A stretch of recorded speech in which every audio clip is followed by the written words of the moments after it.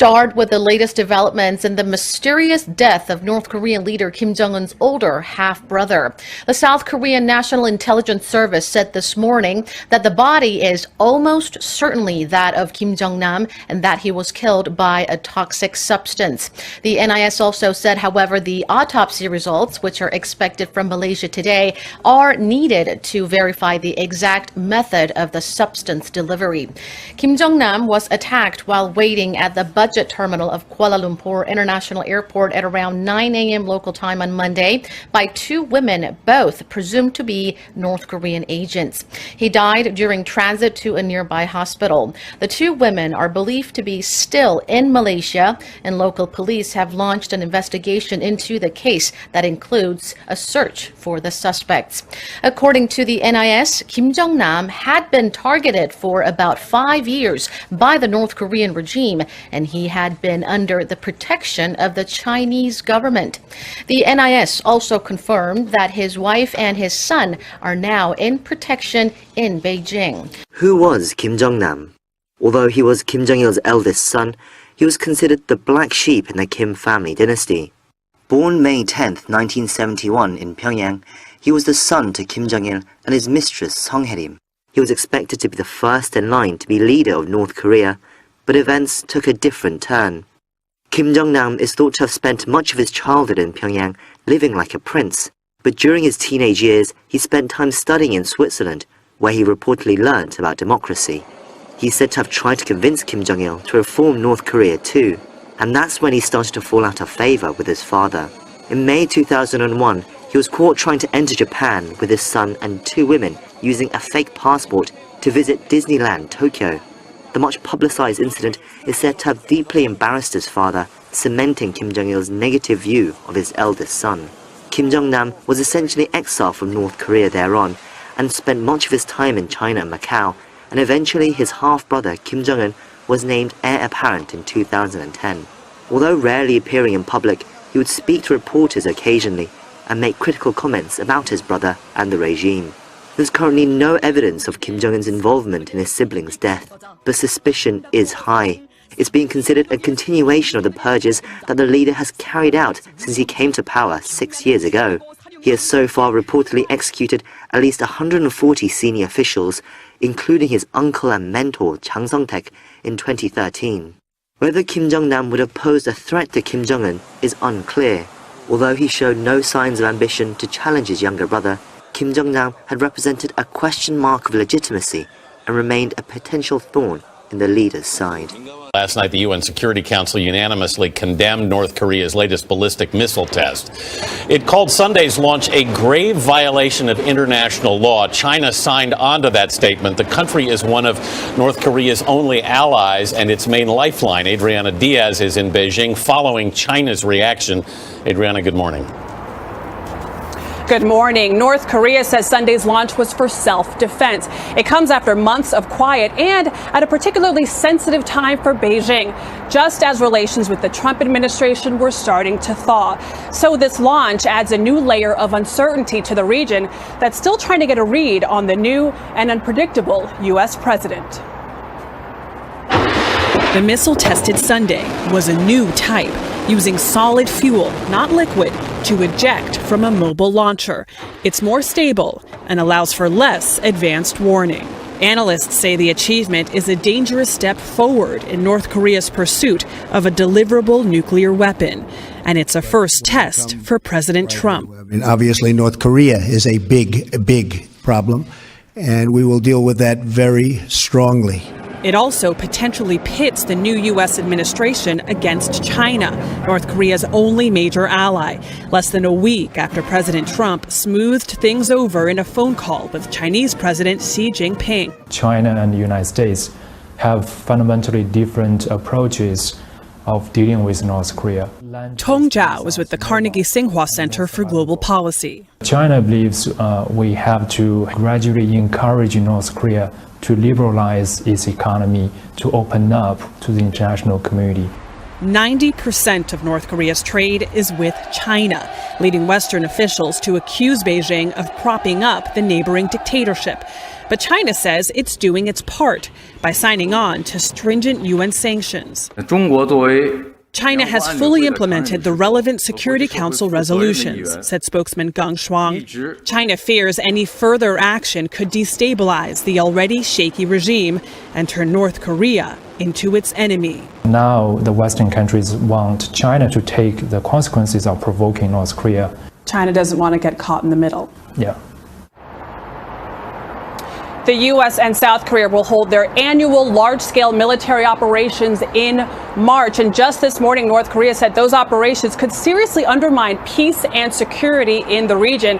They could also close the door to any direct engagement between North Korea and the U.S. and push North Korea to test even larger and more powerful missiles.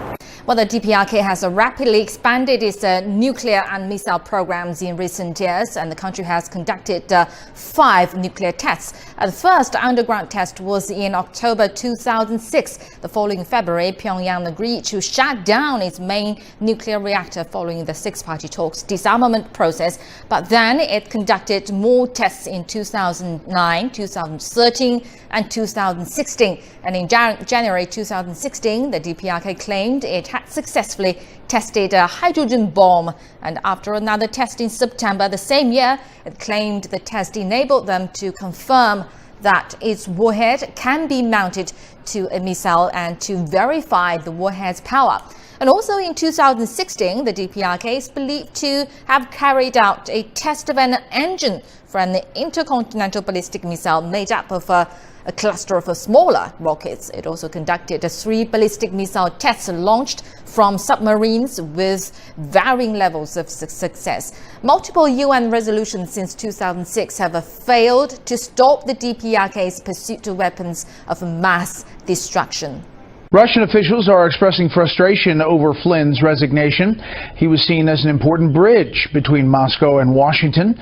Senior Foreign Affairs correspondent Amy Kellogg has that part of the story tonight from Milan, Italy.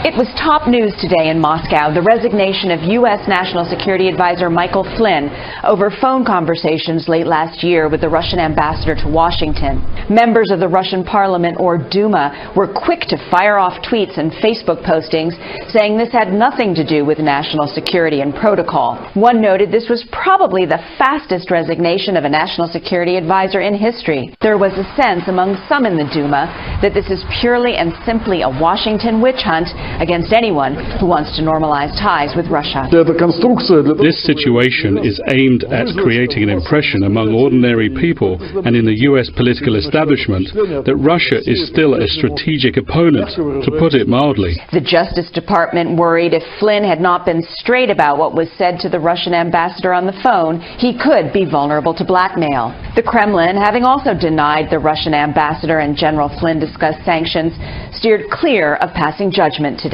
We don't want to comment on this in any way. These are internal matters of the Americans. These are internal matters of President Trump's administration.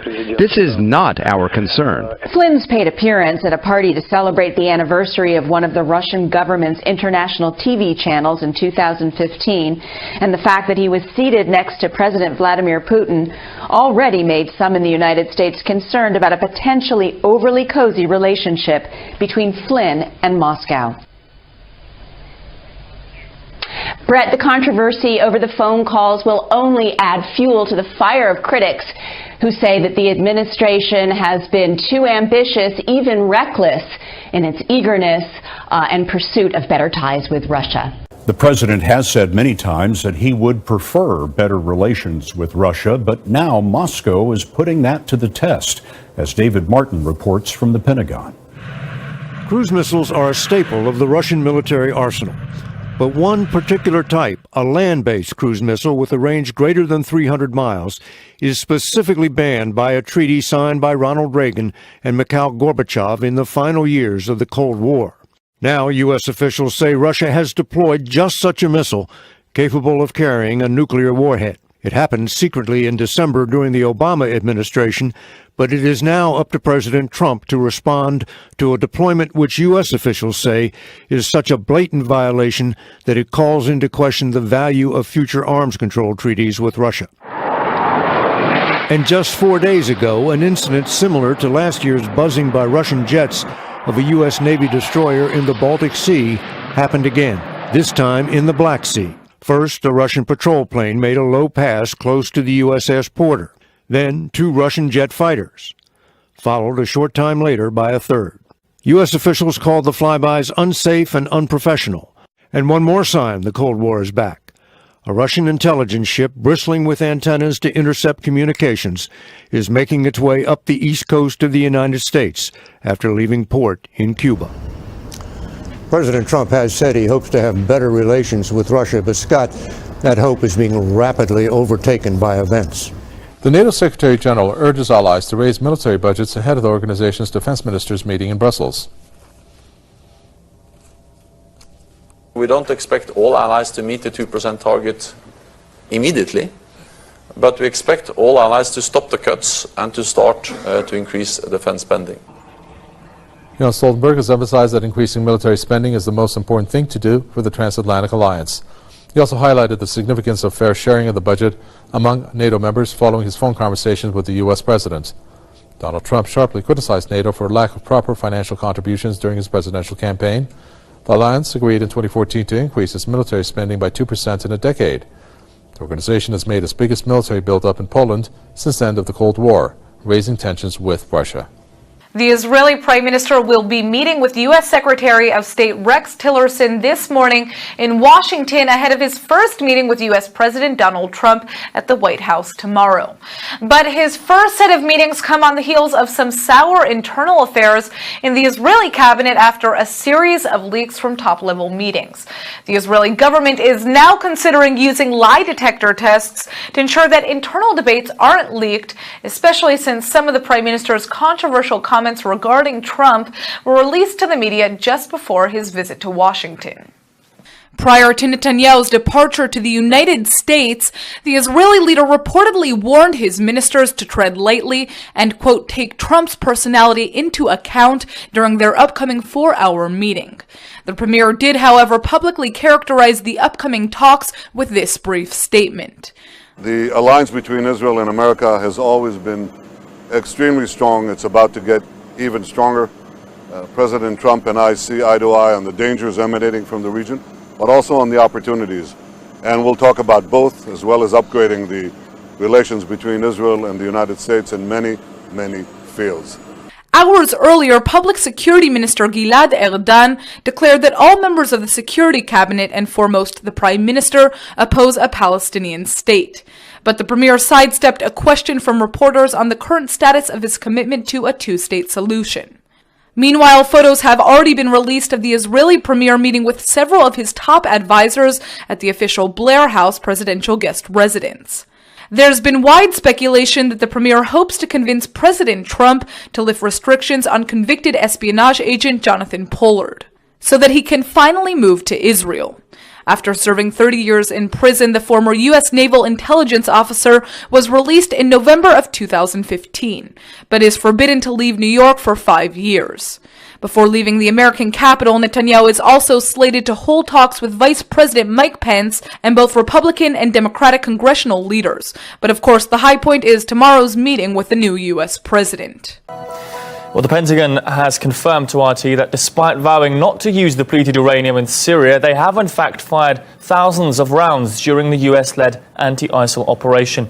This is an official video showing coalition strikes using depleted uranium to target an Islamic State of truck convoy. The incident happened in November in 2015 as part of an operation known as Inherent Resolve, aimed at crippling infrastructure used by ISIL to fund itself through oil production. Let's take a closer look at what exactly depleted uranium is and why it's so dangerous. It's known as DU. It's a toxic and radioactive compound used in armor-piercing munitions. Many scientists have voiced concerns that it puts civilians at risk and that exposure can damage people's health for generations after its use. Gaina Chichikan has more details. U.S. Central Command wrote us that the military had used depleted uranium to destroy over 330 trucks, which ISIL was using to transport its illicit oil. These airstrikes took place in November of 2015 in Syria. CENTCOM said that the U.S. military had fired over 5,200 rounds containing depleted uranium and high explosive incendiary materials during these operations. Depleted uranium is known to be very effective at destroying armored vehicles, including tanks, but its use has been extremely controversial, as it is believed that people's exposure to the material can cause cancer and birth defects. The U.S. military's use of this toxic material contradicts what U.S. officials had said earlier, which was that they would not use depleted uranium. In March of 2015, coalition spokesman John Moore was quoted as saying, U.S. and coalition aircraft have not been and will not be using depleted uranium munitions in Iraq or Syria during Operation Inherent Resolve. It is unclear how many Syrians were or will be exposed to the toxic material, but its use in densely populated areas during the American invasion of Iraq had a major blowback.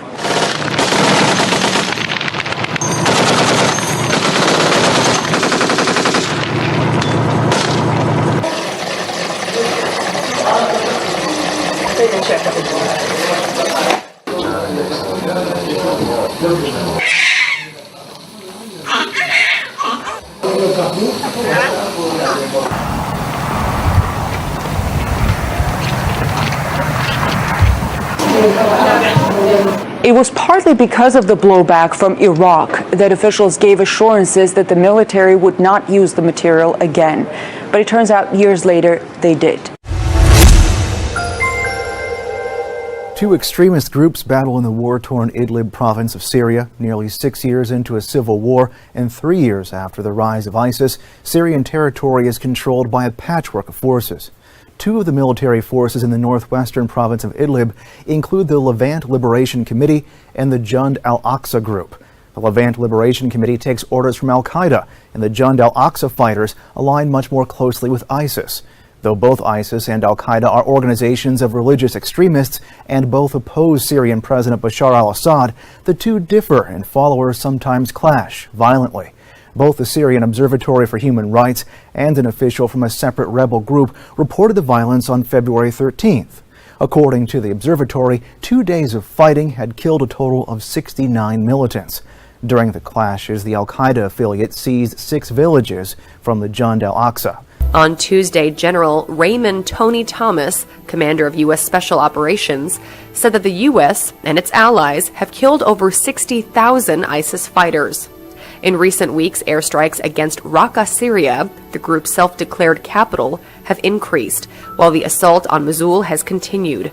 The thousands of ISIS fighters that have been killed in Mosul could count toward the new higher body count estimate. However, Christopher Sherwood, a Department of Defense spokesperson, has stressed references to enemy killed are estimates, not precise figures. While the number of enemy killed is one measure of military success, the coalition does not use this as a measure of effectiveness in the campaign to defeat ISIS. Many American officials have also said that the Pentagon does not officially tally body counts, as it has been found not to be particularly useful. These zoos were once tourist destinations, but now the animals there are barely surviving. The zoos are stuck in conflict zones. As people flee the violence, animals are often left behind, trapped in their enclosures. That means little to no food, water, or medicine. Only 1 lion and 1 bear survived at a zoo in Mosul, Iraq after recent violence. As Yemen nears a famine, nearly 300 animals in one zoo died from starvation. In Gaza, researchers found only 15 animals alive at a zoo after bombings. The once bustling amusement park was previously home to hundreds of animals. Relocating the animals can get political and require negotiations with other countries. Animal rights groups have tried to care for abandoned animals, but often can't get to zoos until the conflict subsides. Police in the Democratic Republic of Congo have made a pre-dawn raid on a separatist group in the capital Kinshasa. They killed at least 4 people but failed to arrest the group's leader, a self-styled religious prophet. Dozens of people stormed the home of Nemuanda Nsemi, a member of parliament and leader of Bundu Dia Congo. The group wants the country to return to a pre-colonial kingdom that ruled for centuries, and Semi's calling on his supporters to oust President Joseph Kabila, who refuses to step down after his term in office expired in December. We still do not know the exact cause of the situation that took place here, only that we, the residents of this neighborhood, are not safe because last night Mwanda Nsemi's militants entered our land and were throwing rocks. I don't know if they were confronting us because of the police. Experts in the Philippines warn citizens to remain cautious in the aftermath of a powerful earthquake. The Philippine Institute of Volcanology and Seismology released the warning Monday, February 13th, 3 days after a deadly 6.7 magnitude quake struck Surigao. Institute Director Renato Solidum said the residents in Metro Manila and surrounding provinces lying on the West Valley Fault should be especially cautious. The West Valley Fault, spanning 100 kilometers through Metro Manila, Laguna, and Cavite, is expected to generate a magnitude 7.2 earthquake. The fault moves about every 400 years. The last earthquake it triggered happened 357 years ago. Based on a 2004 study, the forecasted earthquake, dubbed the Big One, could kill up to 34,000 people. Experts urge state officials to revisit the structural integrity of public infrastructure, including the International Airport in Pasay City, South Harbor Point in Manila, and many others that are reportedly vulnerable. Artist Catalina Alexis says she lives in fear that the 3-story building she shares with several families will collapse anytime. Haiti's 2010 earthquake caused a lot of damage, including cracks to its structure. They told us it's dangerous to live here, but we have nowhere else to go. We work here and we know the danger, but can't afford another place. A partly collapsed ceiling tops the building. Catalin's husband, Patrick, says there's nothing they can do. We know living here is a huge risk. As you can see, our situation is very hard. We're in the hands of God. Throughout Port-au-Prince, authorities say more than 6,000 people are living and working in dangerous conditions, including some who live on the rubble, and they don't want to leave. Authorities say municipalities have to implement a national reconstruction plan, but they need a lot of resources. In some cases, people did not let us demolish their homes. Legally, we cannot just do it on our own. That's why today you have so many people living in houses that are severely damaged. The government has implemented an awareness campaign throughout the country to help Haitians be better prepared. But authorities say they need families to commit to finding safer areas to rebuild. But the challenges for the government are immense as people continue to live and build on hilltops that are vulnerable. And authorities say they're not following construction codes designed to withstand future earthquakes. Farmer Alice Kanyera and his neighbors grow maize in Zimbabwe. The small-scale farmers say they've never seen worms that look like this before. They've been told they're called army worms, caterpillars that are said to march like an army in their search for food. They are ravaging staple crops across southern Africa. Pesticides don't appear to trouble them. We are looking for labor to search for them because chemical they are failing to kill parasites. So now we are using people to search one by one and destroy it. That's the method we are using. Are you scared it's going to get worse? Yeah, it is going to get worse. Because we don't know where these worms are coming from. UN experts believe the armyworm infestation began in neighboring Zambia before moving here to Zimbabwe and other countries. An emergency meeting is being held in Harare to plan how to get rid of them. What we expect is that we will know the scale of the problem in the different countries and how much it will cost to control the armyworm. We also expect that the countries will have a coordinated approach on how they can control this worm now and in the future. Zimbabwe's Agriculture Department says armyworms have been found in most provinces of the country. Many people in Zimbabwe eat maize. It's a staple food here, but farmers worry their crops will be destroyed, and that could mean food shortages. The armyworms also devour wheat, millet and rice, important crops in southern Africa.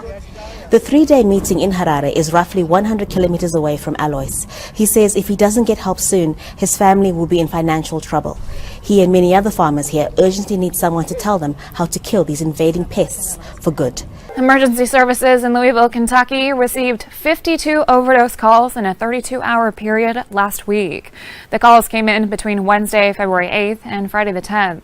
Louisville Metro Emergency Services says most of them involved heroin, although some dealt with alcohol and prescription drugs, and one person died.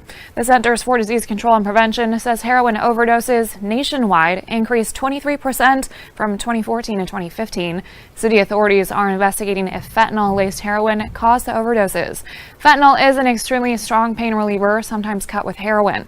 It has contributed to hundreds of deaths over the past few years. Overdoses are spiking in other regions near Louisville as well. 2.5 hours away in Montgomery County, Ohio, more than 145 people died of opioid overdoses in January alone. In Northern California tonight, the evacuation order has been lifted for nearly 200,000 people who live below the Oroville Dam. A damaged spillway is no longer in danger of collapse, but more rain is on the way and the homecoming could be brief. John Blackstone is there. Scott, the huge release of water from the Oroville Dam has helped make the dam safe enough that residents are now being allowed to return. But even as the evacuation order was lifted, urgent work continued on the damaged spillway, racing as quickly as heavy equipment could race, pouring boulders into gaping holes to prevent a catastrophe. Officials are confident those aggressive efforts will prevent a failure at the dam. But just 48 hours ago, disaster appeared imminent. With so much water pouring over the emergency spillway, it was eroding the hillside. The first test of these fixes could come as early as tomorrow, when the beginning of a series of storms hits this area.